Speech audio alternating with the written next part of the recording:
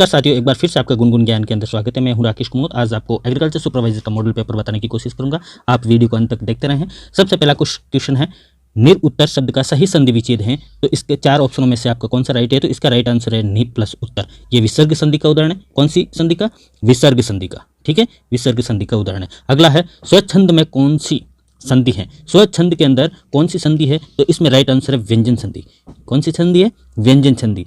व्यंजन संधि कैसे हुई? किसी भी हास्वर होता ना, हास्वर के बाद में आ जाता, हास्वर या आ जाता है, तो छे को चे में बदल दिया जाता, छे हलंत में बदल दिया जाता है। इसलिए इसका ये 4 नंबर ऑप्शन है, राइट है।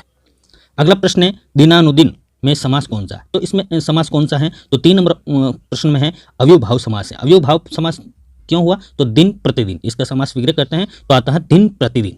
ठीक है, आगे चलते हैं दोस्तों। अगला सवाल है, किस शब्द में दो से अधिक उपसर्ग है? यानी कि ऐसा कौन सा शब्द है जिसमें 2 से अधिक उपसर्ग है? कितने से? 2 से। तो इसका राइट आंसर है अव्यवस्था। अव्यवस्था के अंदर 2 कौन कौन से हैं? तो एक तो अ और प्लस है वी और फिर होता है अव्यवस्था। ठीक है, आगे समझ में? तो इसमें आ गया अ प्लस वी, 2 उपसर्ग है। अगला सवाल है, किस शब्द में 2 प्रत्ययों का एक साथ प्रयोग हुआ? यानी कि पहला सवाल में तो उपसर्ग पूछा और अब इसमें 2 प्रत्यय पूछे। तो इसमें मौलिकता के अंदर 2 प्रत्यय हैं। एक कौन कौन सा? एक तो इक प्रत्यय है, एक ता प्रत्यय है। ठीक है दोस्तों, आगे चलते हैं। अगला सवाल है, इस क्रम में गुणवाचक पद्धति प्रत्यय नहीं है, सॉरी गुणवाचक तद्धिति प्रत्यय नहीं है। तो इसमें आएगा लालित्य। कौन सा है? प्रश्न नंबर 6 के अंदर आएगा लालित्य है, 4 नंबर ऑप्शन इसका राइट है। लालित्य कैसे आएगा? जैसे आ, इन, आलू, आना, तन, इक, इत, इल, या बहुत सारे ऐसे शब्द हैं जो आते हैं, वो लालित्य, वो आपके गुणवाचक तद्धित के प्रत्यय में आते हैं। ठीक है, अगला सवाल है प्रश्न नंबर 7, जल का पर्यायवाची नहीं है। तो जल का पर्यायवाची इसमें समीर है, वो 2 नंबर राइट है। समीर है वो जल का पर्यायवाची नहीं है, बाकी सभी हैं वो जल के पर्यायवाची शब्द है। आगे चलते हैं। अगला सवाल है, उत्थान शब्द का विलोम शब्द है। उत्थान का विलोम शब्द है पतन। पतन के उत्थान का अर्थ होता है किसी को उन्नत करना, यानी कि उन्नत करना, और पतन का मतलब होता है कि नीचे दिखाना। क्या होता है? नीचे दिखाना होता है। आगे चलते दोस्तों, रिक्त या रिक्त समश्रुति शब्द युग्म का सही अर्थभेद कौन सा है? तो इसमें सही सूची में अर्थभेद बताना है आपको प्रश्न संख्या 9 के अंदर, और इसका सही है खाली उत्तराधिकारी में प्राप्त धन संपत्ति, यानी कि इसका सही आंसर कौन सा है?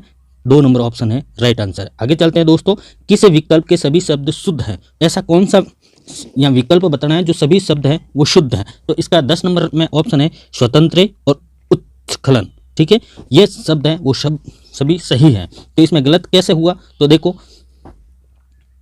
11 नंबर प्रश्न है, व्याकरण की दृष्टि से कौन सा वाक्य सही नहीं है? व्याकरण की दृष्टि से कौन सा वाक्य सही नहीं है? तो इसमें है, वे सदैव ही सत्य बोलता है, ये सही नहीं है। इसमें आएगा वे सदैव सत्य बोलता है, यहाँ पे वह सदैव सत्य बोलता है, यहाँ पे ही नहीं आएगा, इसलिए ये वाक्य शुद्ध नहीं है व्याकरण की दृष्टि से। आगे चलते हैं। प्रश्न नंबर 12 है, मर जाने की इच्छा के लिए उपयुक्त शब्द है। मर जाने के लिए इच्छा जो होती है, मर जाने के लिए उसके कौन सा शब्द है वो आपके उपयुक्त शब्द हैं? तो प्रश्न संख्या 12 में मुमुक्षा। मुमुक्षा देखो, मुमुक्ष का अर्थ होता है मोक्ष की इच्छा रखने वाला, और मरणासन का मतलब है जो मरने वाला हो, जो मृत्यु के करीब हो।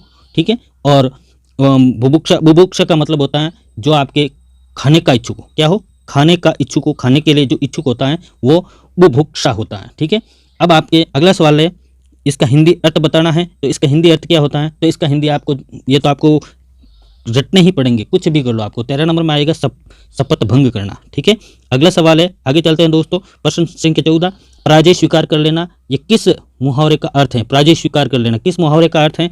तो प्रश्न संख्या 14 के अंदर है राइट आंसर टांग तले या टांग के नीचे से निकल जाना, यह आपके पराजय को स्वीकार कर लेना। ठीक है दोस्तों, आगे चलते हैं। क्वेश्चन संख्या 15, किसने लिखा? हाँ, किसने लिखा? 1 मिनट दोस्तों, किसने लिखा है? आतो सुरगा ने शर्मावे, इन पर देव रमण ने आवे, धरती धुरारी, ये वाक्य किसने लिखा है? तो इस वाक्य को लिखने वाले कौन थे? तो इस वाक्य को लिखने वाले कन्हैयालाल सेठिया हैं। इसका राइट आंसर है 3 नंबर। आगे चलते हैं। निम्न में से किसने डॉक्टर LP टेस्टोरी के कब्रिस्तान की खोज की थी? कब्रिस्तान की खोज किसने की थी? LP टेस्टोरी की कब्रिस्तान की खोज किसने की? प्रश्न संख्या 4 में देखो, ये हजारीलाल भाटिया ने भी की और पंडित मुरलीधर व्यास ने भी की। तो इसका राइट आंसर होगा 4 नंबर, 1 और 2 राइट है इसमें। ठीक है दोस्तों, अब प्रश्न संख्या 17 है, जयपुर और उदयपुर की कौन सी कला प्रसिद्ध है? ये आपके आगे जीके के प्रश्न। जयपुर और उदयपुर की कौन सी कला है वो प्रसिद्ध है आपके? जयपुर और उदयपुर की कौन सी कला प्रसिद्ध है? ये कला पेपरमेसी कला। कौन सी है? पेपरमेसी कला। और इस पेपरमेसी कला को किस नाम से जाना जाता है? देखो, पेपरमेसी है, कट्टी मट्टी है या टेराकोटा है, ये हस्तकला के नाम से जाना जाता है। किसके नाम से? इसका राइट आंसर है ए, हस्तकला के नाम से। वैष्णव संप्रदाय के प्रमुख स्थान नाथद्वारा किस जिले में है? यानी कि वैष्णव संप्रदाय का प्रमुख स्थान है वो नाथद्वारा किस जिले में स्थित है?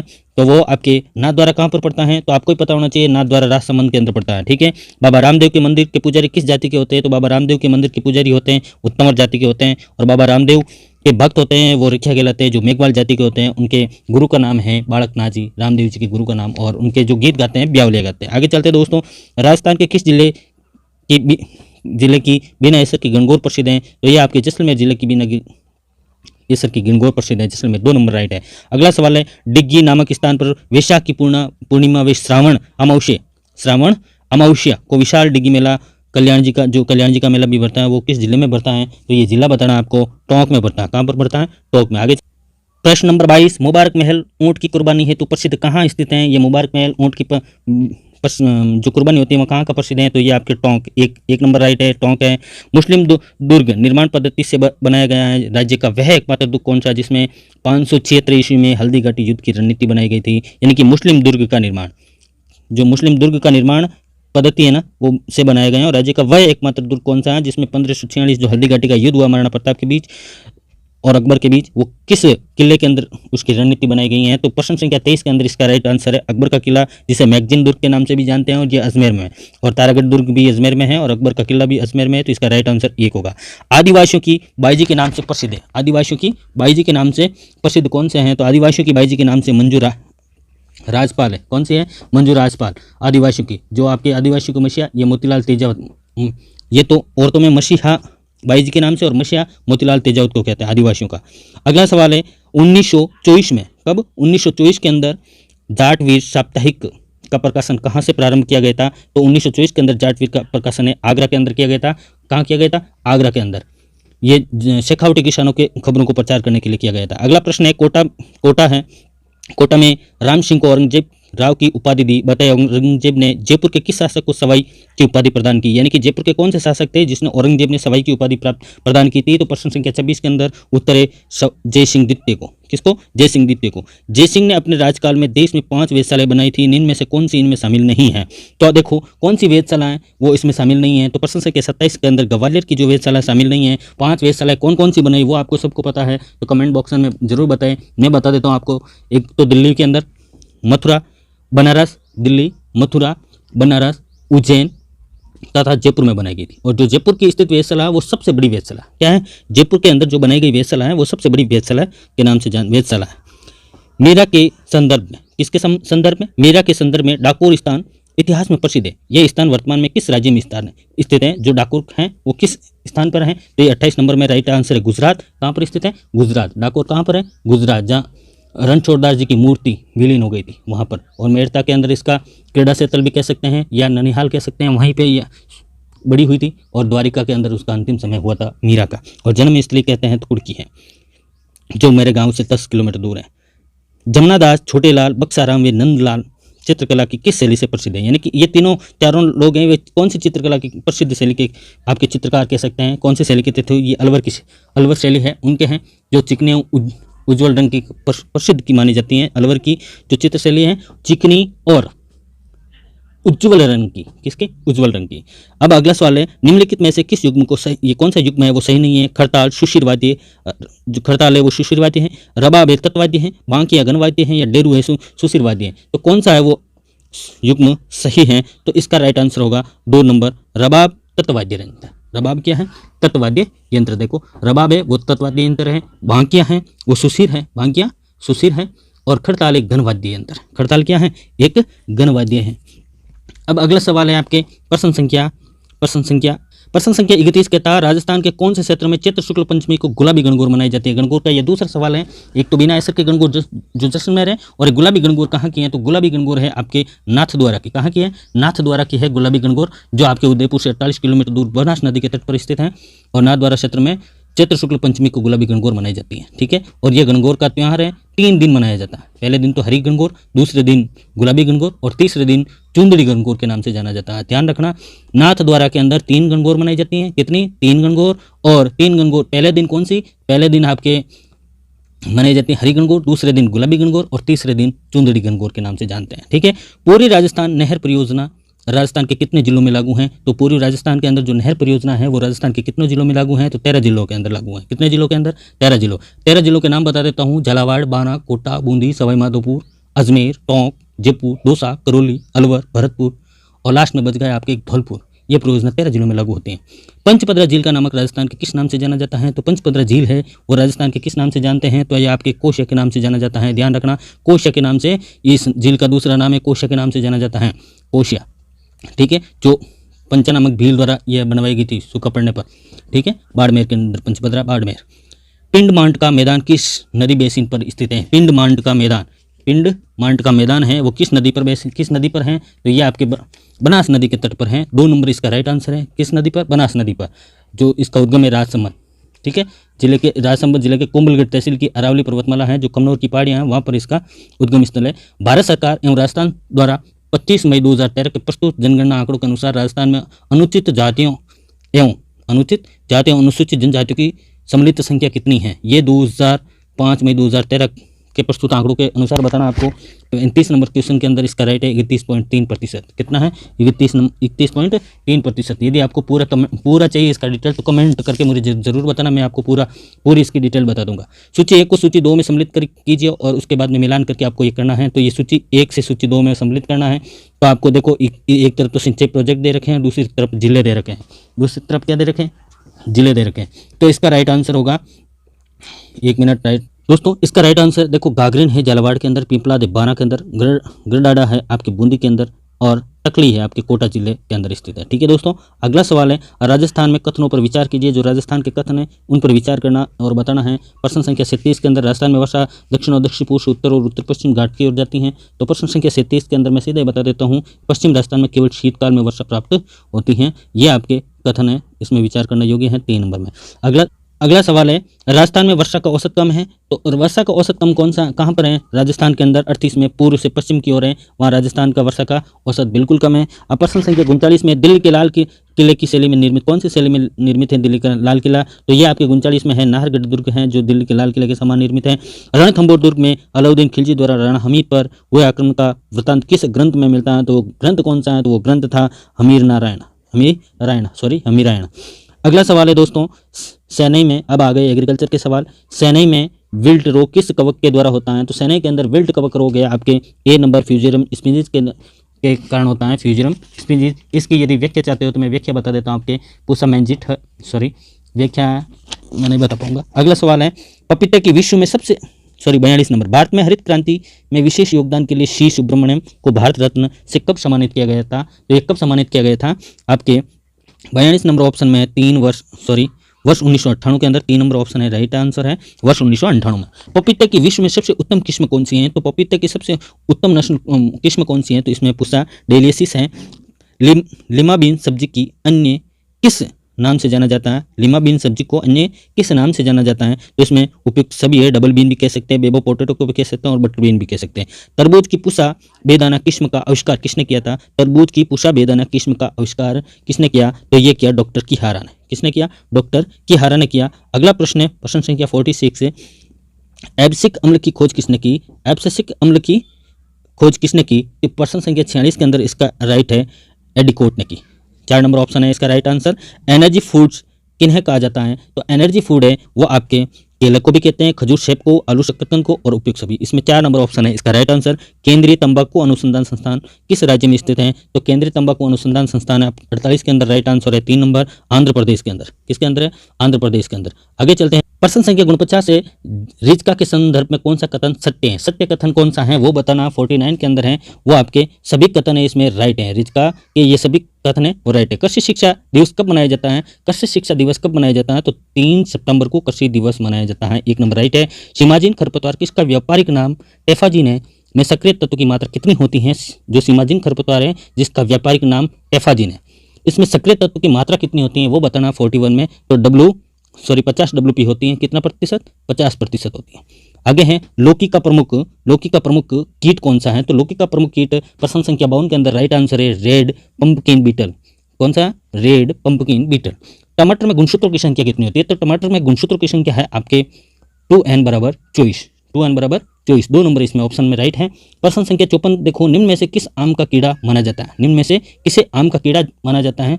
तो महू चेपा को, जैसिड को, या सफेद लट को, या टिड्डा को?